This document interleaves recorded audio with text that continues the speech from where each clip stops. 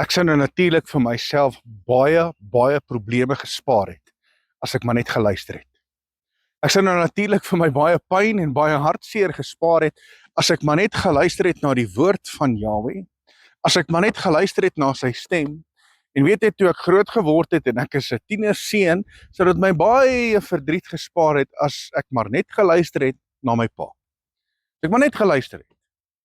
En weet jy, ek en jy het 'n hemelse Vader wat nou natuurlik baie beter weet as ek en jy. Hy weet baie beter.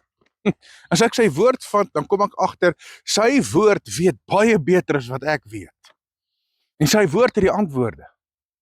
En daarom moet ek en jy, as ons maar net ons ore kan oopmaak. Ek meen tereg het Vader gepraat, en hy praat met die profete, en hy praat met Moses, en hy sê, maar hierdie is 'n hardnekkige volk. Hardnekkige volk. Hulle wil nie hoor nie. Hulle wil nie hoor nie. En so is ek en jy presies dieselfde. Ons is ook hardnekkig. Kom, wees nou eerlik. Ek is eerlik genoeg om dit te kan besef, dat ek is ook baie keer hardnekkig, en ek hoor nie altyd nie, want 'n mens is so geneig om jou eie kop te volg. Maar ek wil jou vat na die woord toe, en Vader leer ons hier uit die woord uit, met betrekking tot 'n man met die naam van Saul. En Saul, as hy maar net geluister het. Ek dink daar is te veel mense wat eendag, wanneer hulle in die ewigheid is, en hulle is verdoem en verlore, wat gaan uitroep, het ek maar geluister, het ek maar ag gegee. Daar gaan miljoene mense wees, wat daai uitroep gaan gee, in die laaste dae, of wanneer die tyd verby is, en hulle sit vir ewig, en vir altyd, verwyder van die teenwoordigheid van God. Dan gaan mense daai uitroep hê, het ek maar. Want jy sien, die woord kom gee vir ons nou natuurlik baie duidelik wat ek en jy moet doen. Kom ek vat jy gou na die woord in die boek van 1 Samuel hoofstuk 15, en luister hier, en Saul maak droog. Hy maak droog. Net soos wat ek en jy ook baie keer droog maak. Hy maak droog, en nou praat die profeet Samuel met hom, en Samuel sê vir hom, het Yahweh behaag in brandoffers? Want Saul volg sy eie kop. Hy doen dit wat Vader nie beveel het om te doen nie. En net so vandag, baie gelowiges doen dinge wat Vader nie beveel het om te doen nie. En nou sê Samuel, het Yahweh behaag in brandoffers en slagoffers, soos in gehoorsaamheid aan die stem van Yahweh? Kyk, om gehoorsaam te wees is beter as slagoffer, en om te luister is beter as die vet van ramme. So dit maak nie saak waarmee jy besig is nie. Dit maak nie saak of jy so besig is met die dinge van die Here, dat jy verstaan nie wat gehoorsaamheid is nie. Want Vader verwag van my en jou absolute gehoorsaamheid. Nou kom hy in vers 23. En hy sê, want wederstrewigheid is 'n sonde. Wederstrewigheid is 'n sonde van afgoderry, of waar sê hy? En eie sinnigheid is afgoderry en beeldediens, omdat jy die woord van Yahweh verwerp het hy jou as koning verwerp. En is hartseer om te sien vandag dat mense verwerp die woord. Mense verwerp die woord. En die woord sê baie duidelik dat wederstrewigheid, nou wat is wederstrewigheid? Wederstrewigheid is eintlik rebellie.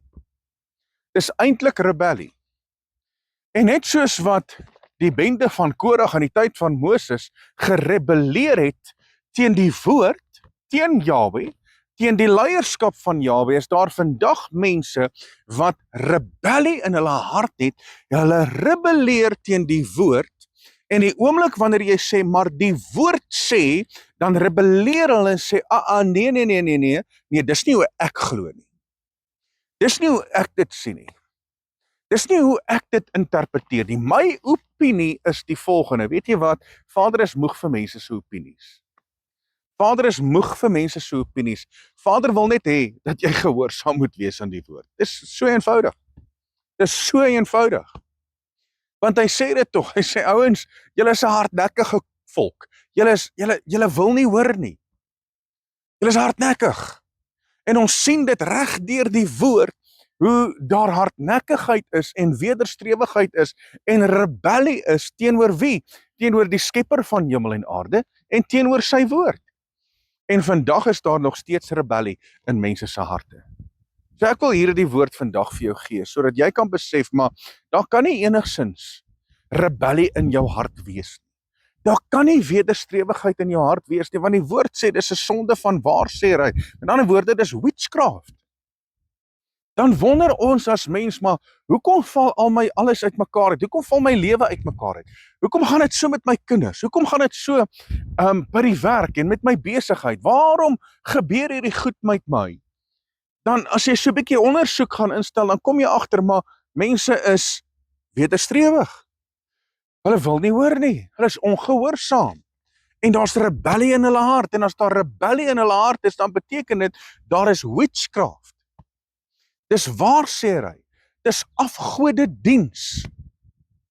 En dis wat Vader vir ons kom sê. Ouens, ek en jy moet vandag begin luister na die woord van God. Want dit gaan ons baie pyn en baie verdriet spaar.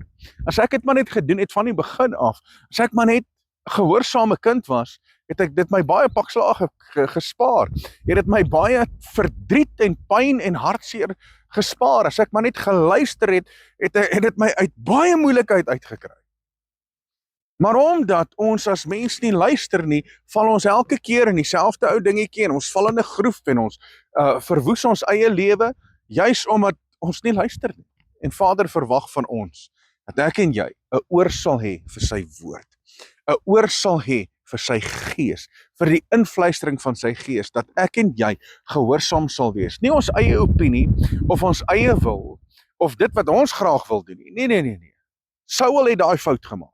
Saul het gedoen wat hy wou gedoen het, en hy het gedink dat hy behaag die lewende God. Net so doen die mens dieselfde. Maar daarom moet ons terugkeer na die woord van Skepper lewende God. So ek wil jou bemoedig vandag. Man, of mense nou vir jou lag, en of mense nou vir jou kwaad is, en of mense jou nou snaaks aankyk, wees gehoorsaam aan die woord van Skepper lewende God, sodat hy jou kan seën in terme van jou gehoorsaamheid. So mense, dankie dat jy ingeskakel is, dankie dat jy geluister het na my, ek waardeer dit, dankie dat die woord van God vandag in jou lewe ingesaai kan word. Nou jy moet jou Dinsdag geniet, wees geseënd, Shalom.